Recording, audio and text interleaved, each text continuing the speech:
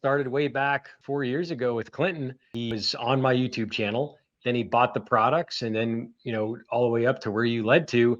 This is 400,000 miles later, 2019 Freightliner Cascadia with the X15 Cummins motor. You're hearing 400,000 miles later. You said, Jim, no regen.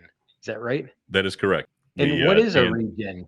So, Like, when do that's a great question. Swear word to many to many truckers. When any truck that has functioning after treatment, they're going to have the DOC and the DPF, and the main working component of that is the DPF, or the diesel particulate filter.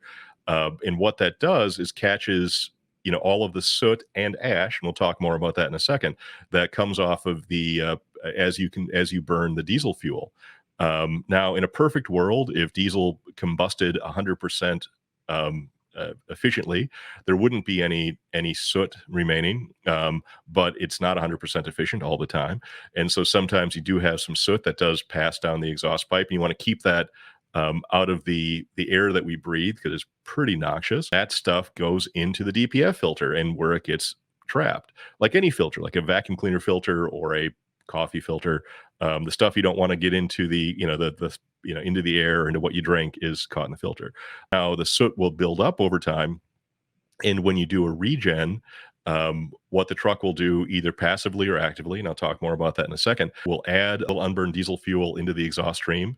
That passes down and then tickles the DOC, the diesel oxidation catalyst. That has several precious metals in it, which are platinum, palladium, and rhodium. Of the three, the platinum is the cheap one, and the rhodium's the expensive one. I think 14,000 bucks an ounce for rhodium and 1,200 bucks an ounce for platinum.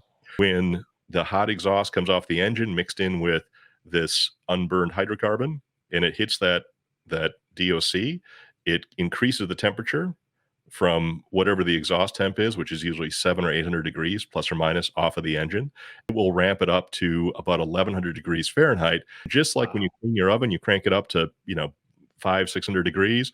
That heat goes in there and burns up the soot. The soot is really, for the most part, unburned diesel fuel, so it'll turn much of it into gas, and it passes down to the rest of the system and is cleaned by the SCR, and out it goes. If everything works properly, all that should come out of your tailpipe is water and nitrogen, and some carbon dioxide. That's what the regen is. Now, Clinton's truck does passively regen, because that's just going to happen while you're driving. But what he was talking about, he's never had to pull over and do a parked regen. Everything we did to Clinton's truck, check out this video here. If you want to learn more about DPF filters, click here. Definitely subscribe, and we will see you back next time right here on Synthetic Oil Protection. Cheers to protection, protection, protection.